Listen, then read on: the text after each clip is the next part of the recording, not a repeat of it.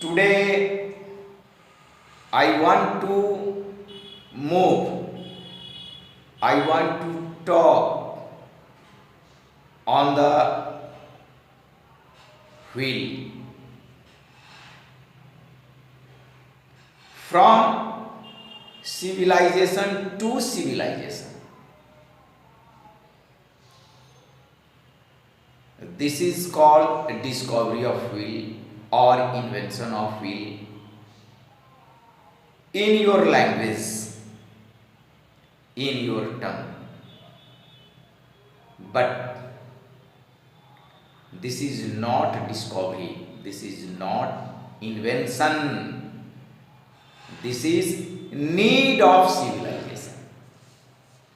हमने कहा आपको कि पहिया व्हील आपने देखा होगा, व्हील आपके साइकिल में लगा हुआ है, आपके कार में लगी हुई है, बस, ट्रक, ट्रेन जितने हैं सभी में पहिया व्हील्स लगा होता है। व्हील ऐसा देखे होंगे, this is wheel, right, and this is the center of wheel, and there are so many number of, ये आप कहेंगे रेडियाई, क्या कहेंगे इसको, radii. In the language of circle, circle के लैंग्वेज में उसको रेडियाई आप कहेंगे। बट अगर हम साइकिल की बात कर ले, क्या कर ले, साइकिल की बात कर ले, तो ये व्हील ऑफ साइकिल अगर हम कहें तो ये सभी क्या कहलाएंगे, these are called a spokes. Cycle के दुकान पर जाएंगे तो ये आपको मिलेगा कि ये स्पोक है, और सेंटर को शायद हब बोला जाता है। हाँ, शायद हब बोला जाता है, जो भी बोला जाए जहां से स्पोक और इसको रिम बोला जाता है शायद, हाँ रिम। हम in the language of circle this rim is called circumference, this is called circumference. Circle के केस में, अदरवाइज रेक्टेंगल, स्क्वायर, इसको क्या कहेंगे, पेरीमीटर। क्या बोलेंगे, पेरीमीटर। क्लोज फिगर को जो फेंसिंग करता है, ठीक, बाउंड्री लाइन, उसको आप पेरीमीटर बोलेंगे। आज इसी व्हील की एक बहुत ही महत्वपूर्ण इंपॉर्टेंट फार्मूला जो आप पढ़ते हैं, सरकमफेरेंस 2 पाई आर, ठीक, 2 पाई आर 6 क्लास से रट रहे होंगे। Circumference of circle is 2 pi R, where 2 is constant and this is its value is 22/7. The value of pi is 22/7। ये आप 6 क्लास, 7 क्लास, 8 क्लास से रट रहे होंगे। And this r is called radius, radius of circle, ठीक। आज इसी topic पर हम चर्चा करने वाले हैं कि इस पाई का वैल्यू 22/7 ये कैसे आया, कहां से आया, और इसका इतना बड़ा इंपॉर्टेंस क्यों है। What is the importance of the value of pi. Pi के बारे में एक बात आप समझिए, एक ग्रीक अल्फाबेट है। क्या, ग्रीक अल्फाबेट, ग्रीक अल्फाबेट।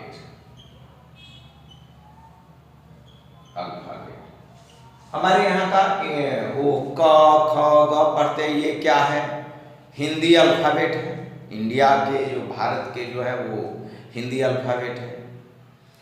और ए बी सी भी पढ़ते हैं ना, ए बी सी डी ये जो पढ़ते हैं, A for apple, B for ball, छोटे बच्चे को जो पढ़ाए जाते हैं, these are called what? English alphabet. English alphabet. तो एक इंग्लिश अल्फाबेट है, एक होता है ग्रीक अल्फाबेट। क्या? Greek alphabet. ग्रीक के लैंग्वेज, वहां की बातों को लिखने पढ़ने के लिए। हमारे यहाँ की बात को लिखने पढ़ने के लिए हम हिंदी में हिंदी अल्फाबेट का यूज करते हैं। अल्फाबेट को शायद वर्णमाला कहा जाता है, वर्णमाला, हाँ हिंदी में। बट ये जो पाई है, ये पाई ग्रीक अल्फाबेट का 16th लेटर है, या 16th उसको अल्फाबेट कहें। 16वें अल्फाबेट है दिस पाई। अब आपको दिमाग में आएगा कि भाई ये ग्रीक अल्फाबेट है, 16th पोजीशन पर इसका ग्रीक अल्फाबेट में है। तो एक बात हमें बताइए भाई, ए टू जेड, ए से लेकर आप जेड तक जाते हैं, बताइए तो D, this is the English alphabet. Clear? बात समझ रहे हैं? इंग्लिश अल्फाबेट का डी पर हम विचार करते हैं, ठीक। तो डी हमारा क्या है? 4th पोजीशन पर है कि नहीं? डी कितने नंबर पर है? 4th पोजीशन पर है। क्यों? आप यहां से काउंट कीजिए, 1 2 3 4। So D is the 4th alphabet of English alphabet. Clear? Similarly pi जो है, this pi is the 16th alphabet of Greek. Greek. बात समझिए, इतनी बात समझ गए। अब हम बात चर्चा करते हैं कि इस पाई को लिखा कैसे गया और 16th लेटर से इसको डिनोट किया गया, और इसका वैल्यू आपको 3.14। 3.14 ये तो नॉर्मल लेकर के लोग बनाते हैं। 3.14 ये तो आपके बुक में दिया हुआ है, 9th के बुक में, 10th के बुक में, 7th क्लास के बुक में, ठीक। 22/7 इसका जो वैल्यू है, एंड 159 पूरा लिखते हैं इतना। लेकिन भाई ये बात बढ़ाते चले जाइए, बढ़ते चले जाइए। सुपर कंप्यूटर भी इस 22/7 का एग्जैक्ट वैल्यू नहीं निकाल सका है। आप 22/7 डिवाइड कीजिए, चलते रहेगा, चलते रहेगा, चलते रहेगा। नॉन टर्मिनेटिंग, ये क्या है? नॉन टर्मिनेटिंग, नॉन टर्मिनेटिंग,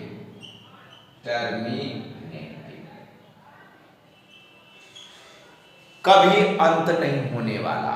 क्या है? Non terminating. याद रखना इस बात। तो भाई इसका अब हम हिस्टोरिकल बैकग्राउंड पर बात करें कि क्या बात है, ये बातें कैसे है। तो दिस इज विल, और विल की कोई डिस्कवरी नहीं है जो आप सोच रहे हैं, या विल्स का कोई इन्वेंशन नहीं है। This is the need of civilization. Civilization, सभ्यता की विकास होती गई, उसमें नीड आई, आवश्यकता है। अब आप सोचिए, एक व्हील की ही नहीं चर्चा हम करना चाहते हैं। I am not talking about the need of wheel, बल्कि आपको भाला बनाए लो, पत्थर के औजार बनाए, ये स्टोन एज में आप प्रवेश कीजिए। तो जितने भी विपन्स, जितने भी हथियार, आप ताम्र युग में प्रवेश कीजिए, आयरन एज में प्रवेश कीजिए, तो जितने भी हथियार, ऑल वेपन्स जो भी उस समय बनाए गए, ये सभी नीड ऑफ सिविलाइजेशन है।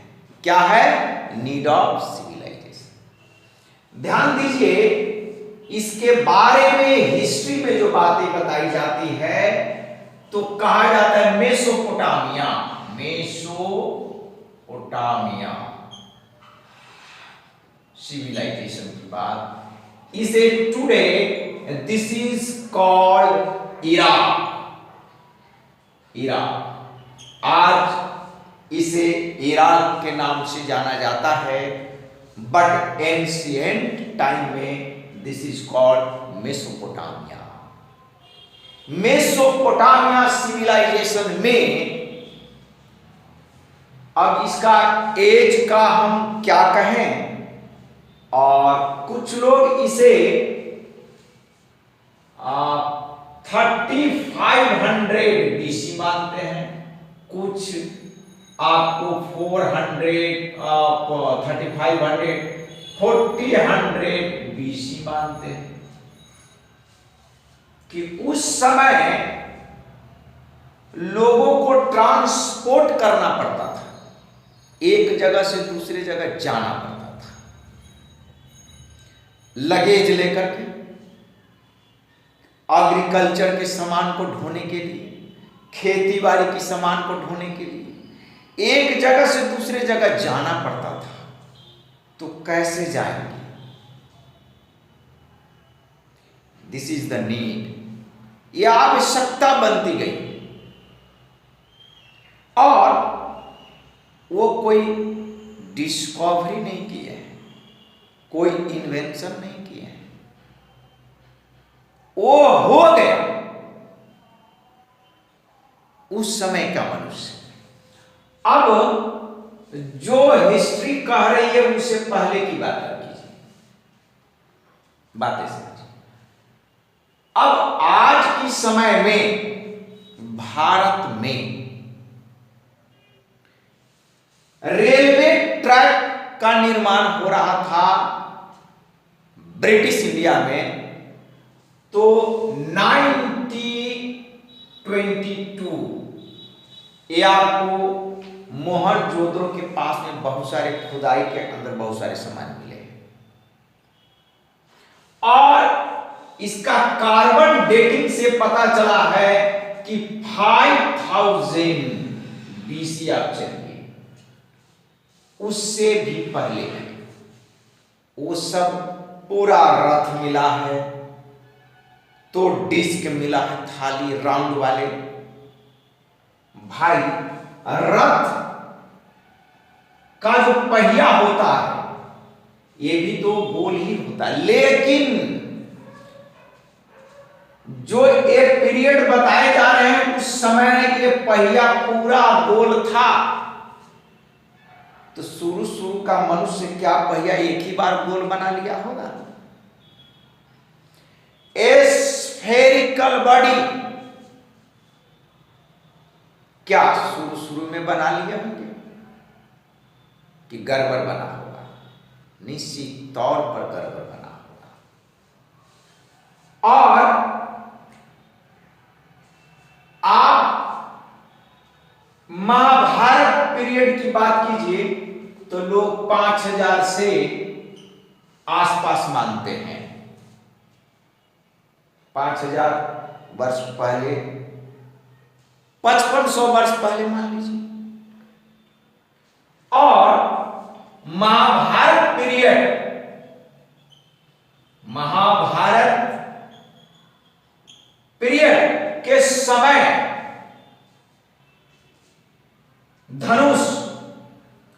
कि धनुष काफी डेवलप हो गया है। रथ का पहिया पूरा डेवलप है, गोल है, बड़े बड़े विपन से हथियार बनाए जा चुके महाभारत के लड़ाई। उससे पहले रामायण इसको कहा जाता है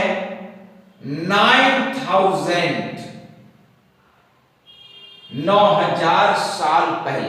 तो इसका मतलब महाभारत से 4,000 साल पहले की बात कर लीजिए। तो फिर आप सस्पिशन में पड़ जाएंगे, झंझट में पड़ जाएंगे कि भाई ये हुई। अब महाभारत और रामायण में तो भाई अच्छी खासी रथ बन गए थे। मेरा ख्याल है आप इस बात को समझिए, जब हम डार्विन की बात को मानते हैं कि we are descended from apes, my ancestor कौन है भाई? बंदर है, मंकी है। अगर इन बातों को मानते हैं तो डेफिनेटली जो पहला मनुष्य होगा, जो फर्स्ट मनुष्य होगा, अंदाजा लगाइए। विज्ञान की दृष्टि से इन द लैंग्वेज ऑफ साइंस हम ये बात बतलाते हैं कि वो अपनी कम्युनिटी में, अपनी सोसाइटी में अगर टेललेस यानी वैसे बंदर, जिस बंदर के पास पूंछ नहीं हो, टेललेस मंकी, तो मंकी की समाज में उस आदमी को सभी मंकी चुटकी ले रहा होगा कि भाई तुम्हारा पूंछ कहां गायब हो गया।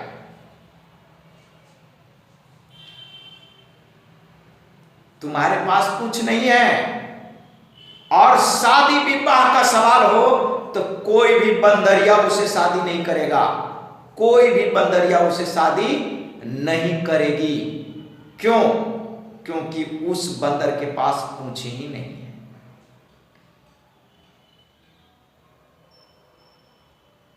वो जमाना कुछ हो रहा होगा। हम सोच करके बात करते हैं, हम विज्ञान की निगाहों में बात करते हैं कि कहीं ना कहीं वह पहला बंदर होगा जिस बंदर के पास पूंछ गायब रहा होगा। और जो पूंछ गायब बंदर है, धीरे धीरे वही बंदर आदमी का रूप ले लिया। ठीक, वही आज आदमी का रूप ले लिया, सुंदर चेहरा बन गया, हाथ पैर सुंदर हो गए। कल्पना कीजिए कि आज किसी मां की गर्भ से वो ऐसा बच्चा पैदा ले जिसका पूंछ हो और बंदर जैसा हो। इमेजिन कीजिए। हमारी भारत भूमि की बात नहीं, अमेरिका की बात कीजिए, United States of America, Russia, Britain, all over world में कोई भी ऐसी महिला जो पूंछ वाले बच्चे को पैदा कर दे, अगर अमेरिका में पैदा हो गया, अगर ब्रिटेन में पैदा हो गया, तो भारत से बहुत सारे धन संपत्ति उस मां को मिलेगा कि आपने हनुमान जी को जन्म दिया है, यानी भगवान को जन्म दिया है। और उसे मंदिर बना दिया जाएगा और उस महिला का नाम अंजनी, हनुमान जी की मां का नाम अंजनी, हाँ अंजनी पुत्र, हाँ तो अंजनी नाम उसका रख दिया जाएगा। बेशक उस पूंछ वाले बच्चे से दुनिया की कोई भी लड़कियां शादी नहीं करेगी, क्योंकि जब लड़की साथ में जाएगी तो उसका तो पूंछ रहेगा ना, वो पार्टी में लड़की जा सकती है, भले ही उसे भगवान मान करके मंदिर बना दे, अरबों करोड़ों रुपया दान में मिल जाए, लेकिन कोई हिंदू समाज की लड़की या किसी भी समाज की लड़की उस पूंछ वाले लड़का से शादी नहीं करेगा, नहीं करेगी। सॉरी, मुझे थोड़ा मेल फीमेल स्त्रीलिंग पुल्लिंग का थोड़ा सा ये होता है, मैं विज्ञान का आदमी हूं,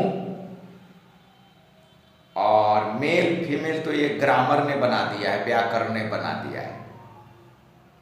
पहले वाले मानव को तो ये भी पता नहीं था कि कौन लड़का है कौन लड़की है, और कौन स्त्रीलिंग है, कौन स्त्री है कौन पुरुष है। पहले वाले आदमी को पता नहीं था। एंशिएंट मैन को पता ही नहीं था। एंशिएंट मैन को ये भी पता नहीं था कि उसके पेट से जो बच्चा पैदा होता है ना, तो वो संभोग करने से होता है। सेक्सुअल रिलेशन बनाने से पेट में बच्चा बनता है और निकल जाता है। एंशिएंट आदमी को, पुराने आदमी को ये पता नहीं था। वो सोचता है कि मेरे पेट से क्या निकल गया।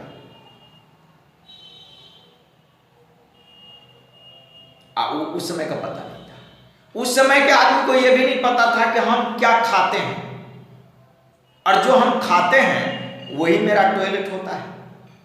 और टॉयलेट बैठ कर नहीं करता था पुराने आदमी, और टॉयलेट आया चलते चलते कर दिया, जैसे बच्चा ने करा, बच्चा सबको टॉयलेट आया खड़े खड़े कर दिया, पैर उस समय लगा हुआ है।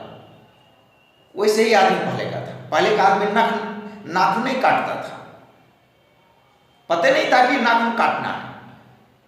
जैसे जंगली जानवर सबको पैर का नख बहुत बड़ा बड़ा हो गया है, पहले वाले आदमी को पता नहीं था।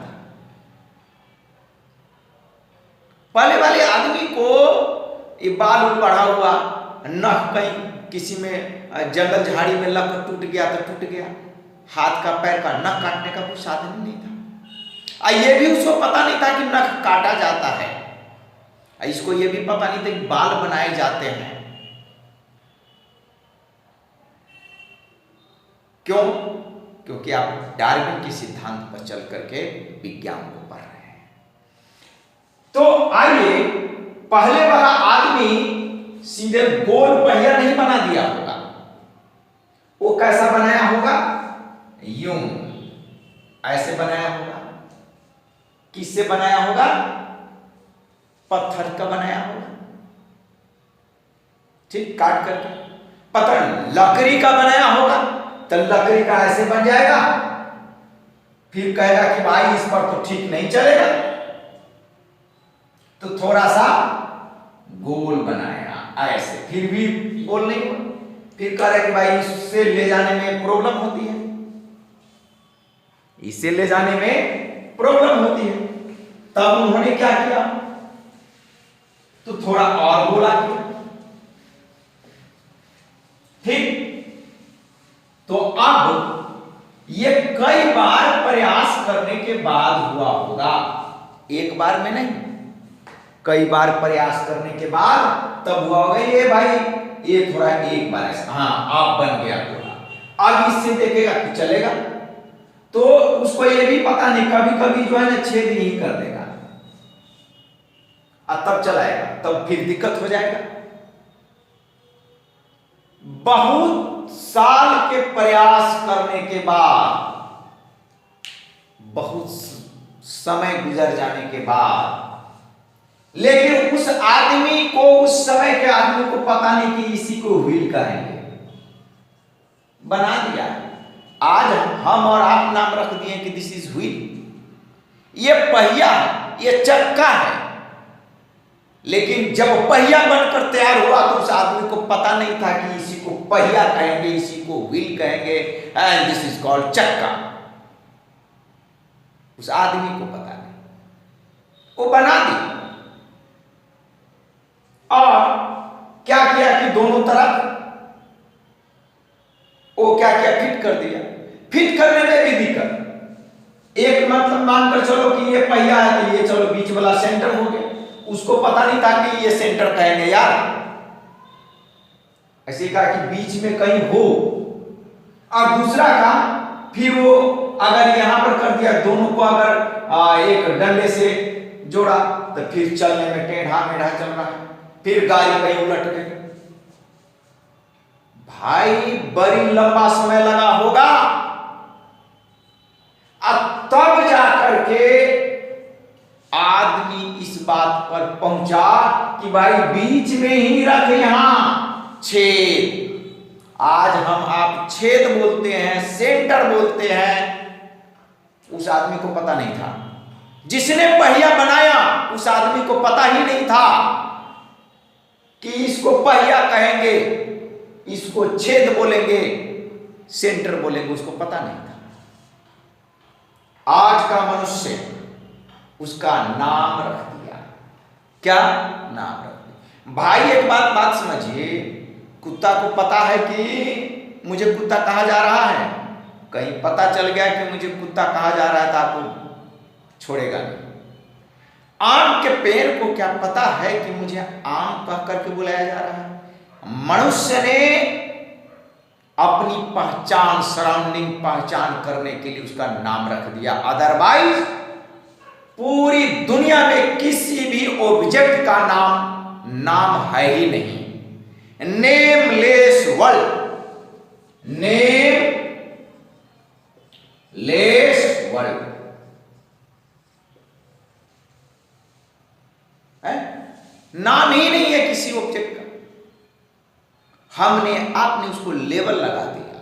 इसको टेबल कहेंगे, इसको कुर्सी कहेंगे, इसको नोटबुक कहेंगे, इसको लड़का कहेंगे, इसको लड़की कहेंगे। तो उस समय के मनुष्य जो पहिया बनाया उसको यही पता नहीं था कि इसको पहिया कहेंगे। लेकिन आज का मनुष्य उसका नाप तोल कर रहा है। क्या कर रहा है? कहेगा भाई ए व्हील है, राइट, दिस इज व्हील, उसको कहेगा व्हील। और दिस इज कॉल्ड सेंटर, ठीक। और ये कहेगा यहां से यहां, दिस इज डायमीटर, डायमीटर। अब सेंटर से यहां चला और फिर यहां से यहां चला तो दोनों बराबर हैं भाई। ये दिस इक्वल टू दिस, फिर this equal to this, this equal to this, चारों तरफ से तुम ये कर लो, सभी बराबर मिलेगा। इट मीन्स वो बात को पकड़ लिया कि इसको जो आज का मनुष्य मैथ्स कैलकुलेशन करता है, इसको आर लिखा जाए तो डायमीटर हमारा 2r हो जाएगा। क्या हो जाएगा? 2r हो जाएगा। ठीक, बात समझिए।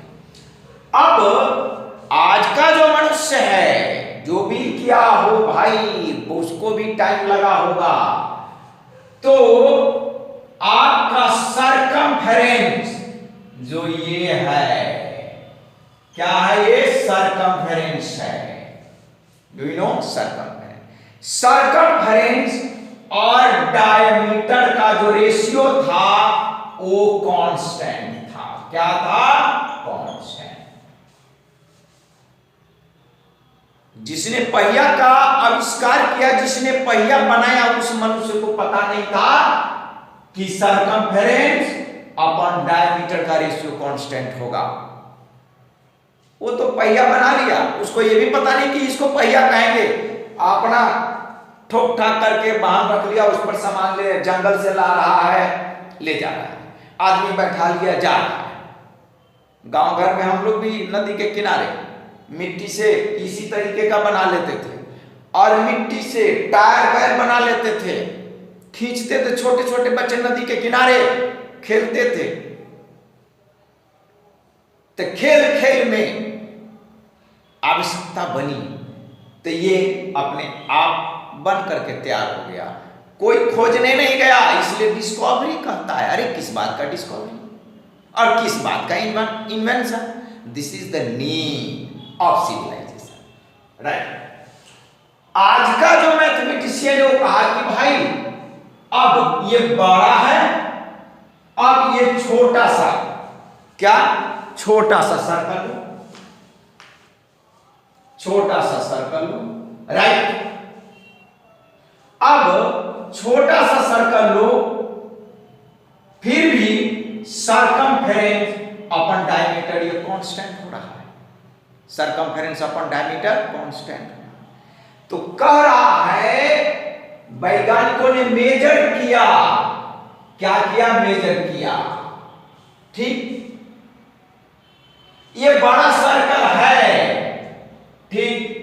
तो मेजर करने के बाद 44 सेंटीमीटर अपॉन 14 सेंटीमीटर होगा, मतलब सरकमफेरेंस 44, ध्यान देना, सरकमफेरेंस 44 एंड ये हमारा क्या है, डायमीटर ये 14 है। काटेंगे तो कितना होगा, 22/7। काटेंगे तो कितना होगा, 22/7। अब छोटा सर्कल आप लीजिए तो सरकमफेरेंस कितना होगा, 22 और डायमीटर कितना हो जाएगा, 7। एक और आप सर्कल लीजिए, आपके घरों में जो थाली है, आपके घरों में कोई सर्कुलर ऑब्जेक्ट है, इतना बड़ा आप सर्कल लीजिए, राइट। अब आप कहिएगा सरकमफेरेंस तो इसका 88 सेंटीमीटर हमने मेजर किया, तो डायमीटर जो होगा इसका 28 निकलेगा सेंटीमीटर, ठीक। Diameter 28 centimetre.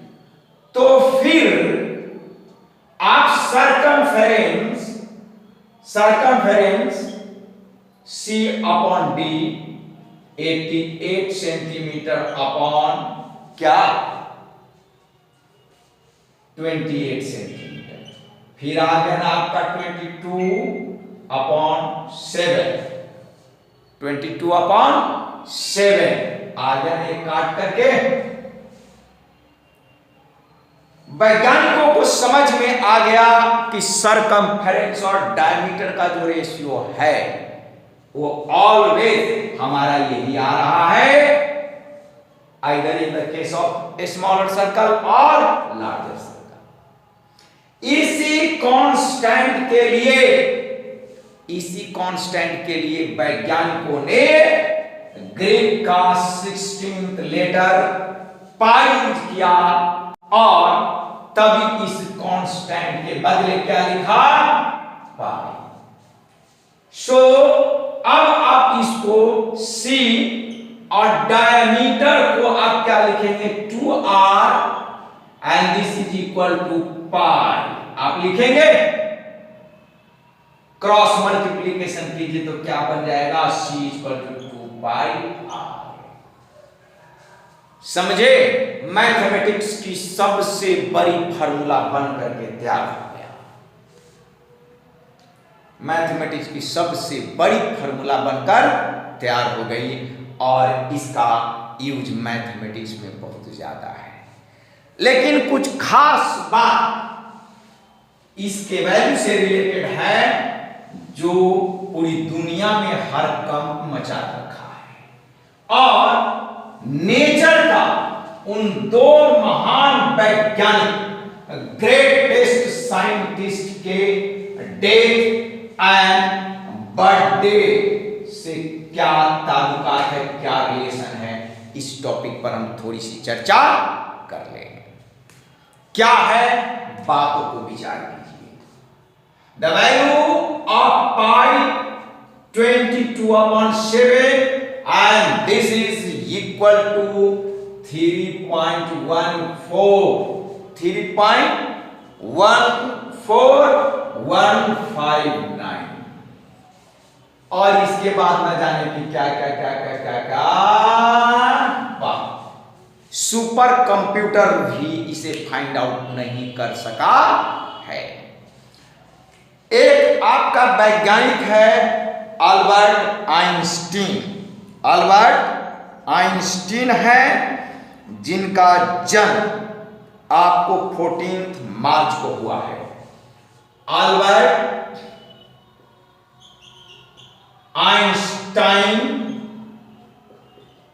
या आइंस्टीन भी इसे पढ़ते हैं। इनका डेट ऑफ बर्थ DOB ये है 14 मार्च। देखिएगा तो क्या नेचर ने इस ग्रेट साइंटिस्ट का बर्थडे इस पाई से रिलेटेड रखा है। दूसरा वैज्ञानिक अभी आपका स्टीफेंस हॉकिंस